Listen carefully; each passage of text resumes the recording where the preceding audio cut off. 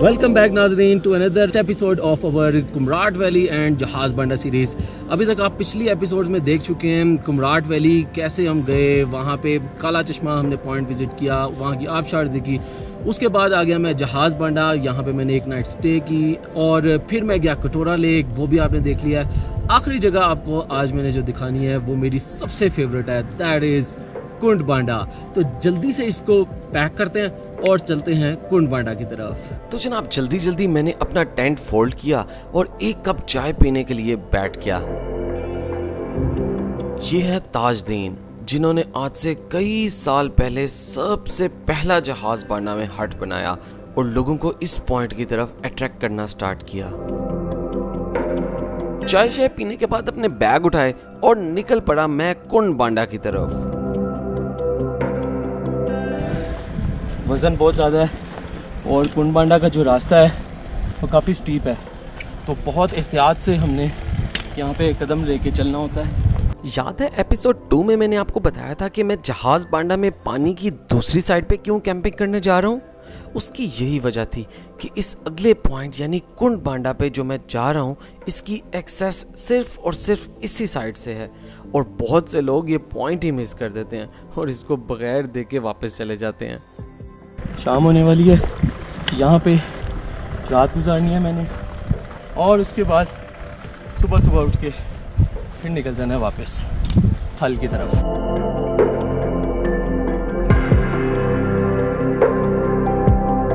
रास्ता जो है काफ़ी स्टीप है, जैसे मैंने आपको बताया था। तो मैंने अपना एक बैग जो है वो अपने इधर जो पठान भाई हैं लोकल जो मुझे रास्ता दिखाने आए थे उनको दिया। वो बैग आधे रास्ते तक ले जाएंगे और जहाँ से रास्ता जो है वो नॉर्मल हो जाएगा या फ्लैट हो जाएगा फिर मैं उनसे बैग ले लूँगा अपना। लेकिन ये शुरू में वाकई बहुत ज़्यादा स्टीप है। मज़े की बात यह है कि सुबह इसी रास्ते से मैंने वापस ऊपर भी आना है। और बस इस दरख्त के पास पहुँच के मैंने अपना बैग वापस पकड़ लिया। तो पठान भाई जो है वो हमें छोड़ के चला गया है और अब इन पतले पतले रास्तों से होते हुए मैंने वो नीचे जाना है। यहाँ से शायद कैमरे की आंख से नज़र तो नहीं आएगा, लेकिन ये है कि मुझे आबशार की आवाज़ आ रही है बहुत ज़्यादा तेज़ यहाँ पर। सो स्लोली चलते हैं, मिलते हैं नीचे, बिकॉज रास्ता थोड़ा ख़तरनाक है, बार बार कैमरा नहीं निकाल सकता मैं। और अगर कहीं बीच में फ्लैट जगह आ गई तो दिखा भी दूंगा आपको कोई ना कोई जो भी पाथवे है जो आप देखना चाहते हैं। स्पेशली ऐसे रास्ते में हाइकिंग स्टिक सही आपके काम आती है ताकि इस बारीक से रास्ते पे आप कदम रखने से पहले मिट्टी की स्ट्रेंथ भी देख लें और अगर कोई लूज पत्थर पड़े हुए हैं तो उनको भी हटा लें। जी मैंने आसानी के लिए किया ये है कि कैमरा अपनी बॉडी के साथ लगा लिया ताकि कोई सीन जो है मिस ना हो जाए। बिकॉज लोग सबसे ज़्यादा वीडियोस जो हैं वो ट्रैकिंग की इसलिए देखते हैं कि उनको ट्रैकिंग का जो रास्ता है उसका आइडिया हो जाए ताकि वो उसके मुताबिक प्रिपरेशन कर सकें। तो मैं तकरीबन मेरा ख्याल है कोई 1/4 मैंने रास्ता जो है वो कवर कर लिया है और मैं स्लोली जा रहा हूँ। कहाँ जाऊँ? एक रास्ता ये जा रहा है, एक रास्ता ये नीचे जा रहा है, तो ऊपर ही रहता हूँ वरना यहाँ से मुझे स्लिप होने के चांस ज़्यादा लग रहे हैं। ओह फिसलने लगा था, बचत हो गई। नॉर्मली मैं जो छोटा बैग है मैं बिल्कुल अपने फ्रंट पे पहनता हूँ, लेकिन अब मैंने अपने साइड पे कंधे पे लटका लिया बिकॉज़ रास्ता इतना बारीक है कि वो नज़र ही नहीं आ रहा था। लेकिन ये है कि साइड से जो बैग है ना बार बार फिसली जा रहा है।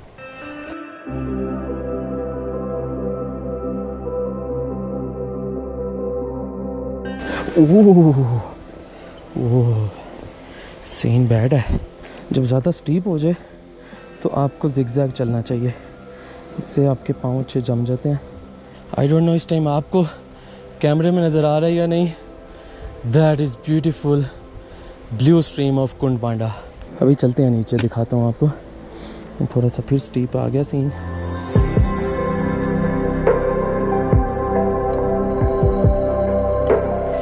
सो दिस इज़ जहाज़ बांडा की वाटरफॉल। शोर बहुत ज़्यादा है, आई डोंट नो आपको मेरी आवाज़ आ रही होगी या नहीं चेक करें।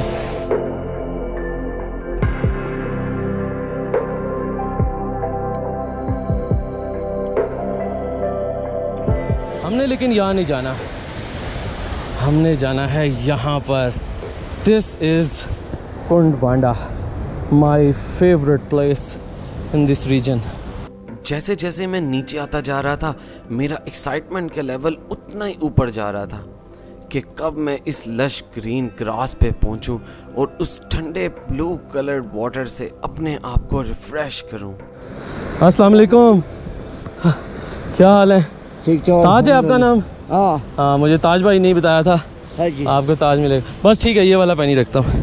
अकेले है? अकेला। हाँ। क्या नाम है आपका? बिलाल। बिलाल। सो नाज़रीन, finally I have reached at Kund Banda. ये है खूबसूरत जगह।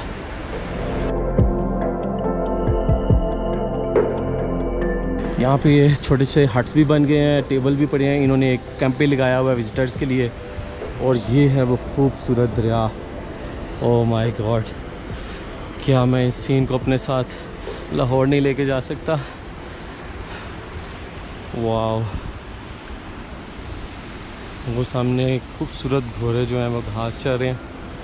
बहुत ही सुकून वाली जगह है, सुकून वाली।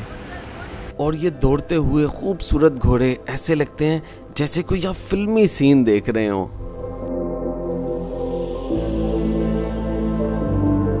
चले जी, पहुंच तो मैं गया हूँ। अब लगाते हैं अब अपना कैंप, इससे पहले कि शाम हो जाए।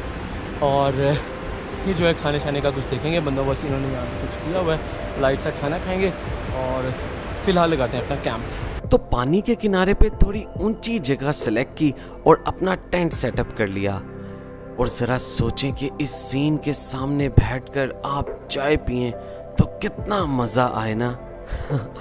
जी जनाब, वाकई बहुत मज़ा आया था।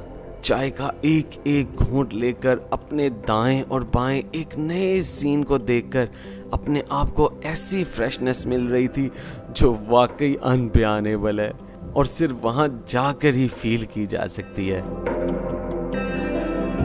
कैंप शैम्प लग गया भाई का। और लोकल लोग जो हैं वो मेहमान नवाजी जो है सबसे पहले चाय से करते हैं। इस खूबसूरत नज़ारे में चाय पीने का फिर अपना ही मज़ा है। कुछ लोग बता रहे थे कि इस ड्रैगन नुमा वाटर स्ट्रीम को अगर फॉलो करते हुए आगे जाएं तो एक और वाटरफॉल आती है, लेकिन मैं आगे नहीं जा सका क्योंकि अंधेरा हो रहा था। और फिर खाना खाने के तौर पे मैंने ढाबे पे जाकर पानी गर्म किया और मैगी नूडल्स बनाकर खा लिए। सो नाज़रीन, फाइनली शाम हो गई है, रात हो गई है और अब मैं लेटने लगा हूँ। इस टाइम सिर्फ़ और सिर्फ पूरे कुंड बांडा के अंदर एक मेरा कैंप लगा हुआ है और 2 चौकीदार हैं बाहर। This is my lifetime experience के one and only my camp is here. और वो भी इतनी ज़बरदस्त जगह के ऊपर। मज़ा आएगा अब अर्ली मॉर्निंग जब मैं उठूँगा फजर के time. See you then in the morning.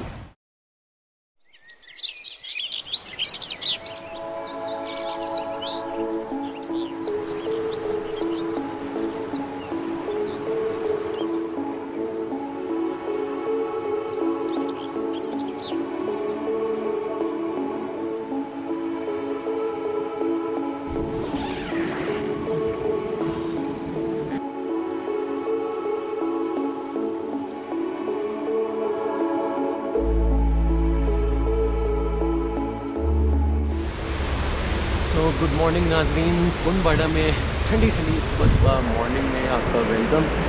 और रात को बहुत ही मज़े की मुझे नींद आई और हल्की हल्की जो पानी की गुजरने की आवाज़ है इतनी सूदिंग लगती है आपको। और एक तरफ आपको इधर जो आबशार है आपकी दूसरी तरफ उसकी जो आवाज़ आ रही होती है, प्लस रात को अगर आप इस तरफ देखें मेरे तो ये इतने खूबसूरत लगते हैं ये रात को। ये जो हॉर्सेस हैं उनकी हल्की हल्की रात को आवाज़ें आती थी।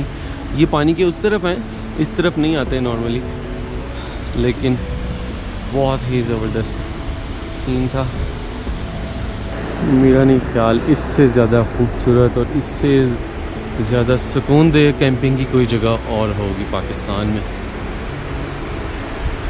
तो जनाब अभी सीन ये है कि मैंने कैंप की जो है अपनी पैकिंग शैकिंग करनी है और फिर ऐसा करते हैं कि वो जो खूबसूरत किस्म के बेंच पड़े हुए हैं, इस पे जनाब मैं अपनी जो कॉफ़ी के साशे अपने साथ लाया होता हूँ वो पानी गर्म करके कॉफ़ी शॉफ़ी पीते हैं यहाँ पे।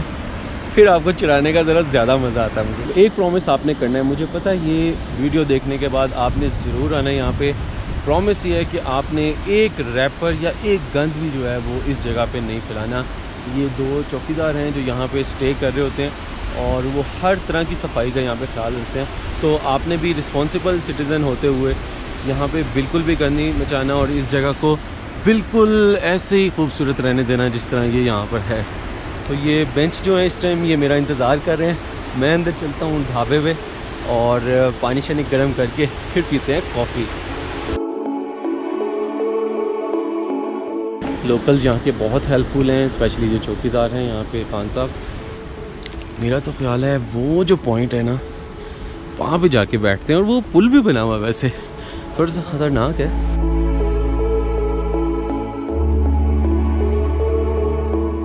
अच्छा, इन जगहों पे थोड़ा सा हाइजीन का इशू होता है, इस चीज़ को आपने ज़हन में रख के आना है। बहुत ज़्यादा नखरे नहीं करने होते आपने इन जगहों पे आके, बिकॉज बहुत लिमिटेड रिसोर्सेज होते हैं। तो अगर तो आपको बहुत ज़्यादा हाइजीन का जो है ना ख्याल रखना है तो अपनी चीज़ें साथ लेकर आएँ। लेकिन अगर आप ये एक दो दिन यहाँ पे बर्दाश्त कर लेते हैं कुछ गंदी प्लेटें, गंदे चम्मच या गंदे कप, तो चले कोई नहीं, साल के 2 दिन अगर ऐसे भी गुजरे तो कोई ख़ास मसला नहीं होता। तो फ़िलहाल फोकस आपका जो है वो इस खूबसूरती को एंजॉय करने की तरफ होना चाहिए। तो कॉफी का मग उठाए मैं आ गया चलते चलते पानी के पास किसी अच्छी जगह पर बैठकर कॉफी एंजॉय करने के लिए।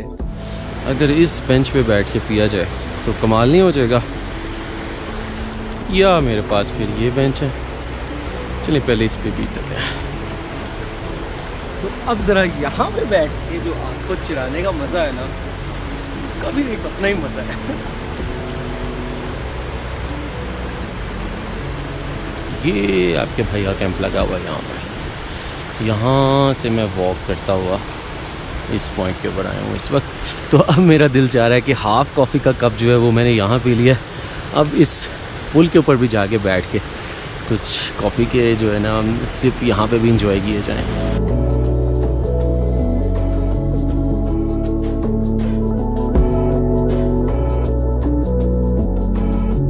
चलें जी, कॉफ़ी हो गई अब फिनिश और अब मैं चल रहा हूँ अपने कैंप का जो सारा सामान है उसको पैक करने, बिकॉज आज का सफ़र बहुत ज़्यादा लंबा है। मुझे यहाँ से कुंड बांडा से जाना है, पहले जहाज़ बांडा, फिर वहाँ से तकरीबन 2 से 3 घंटे की डाउन हिल ट्रैकिंग है, वो फिर मैं जाऊँगा टकई बांडा। टकई बांडा से फिर मुझे जीप करवानी है, वहाँ से मैं जाऊँगा थल, थल से जाऊँगा मर्दान और मर्दान से जाऊँगा मैं लाहौर। तो तकरीबन 2 दिन का सफ़र है यहाँ से जो मुझे पब्लिक ट्रांसपोर्ट के ऊपर करना है। तो without wasting any time let's go to the camp and pack our bags. ये सीन मुझे सबसे ज़्यादा सैड लगता है जब मुझे आखिरी दफ़ा अपनी चीज़ों को पैक करना होता है और वापसी का सफ़र स्टार्ट करना होता है।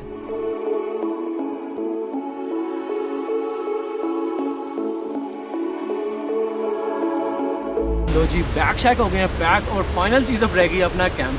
इसको थोड़ा सा जल्दी जल्दी से उतारते हैं और फिर हम लोग चलते हैं वापस ऊपर।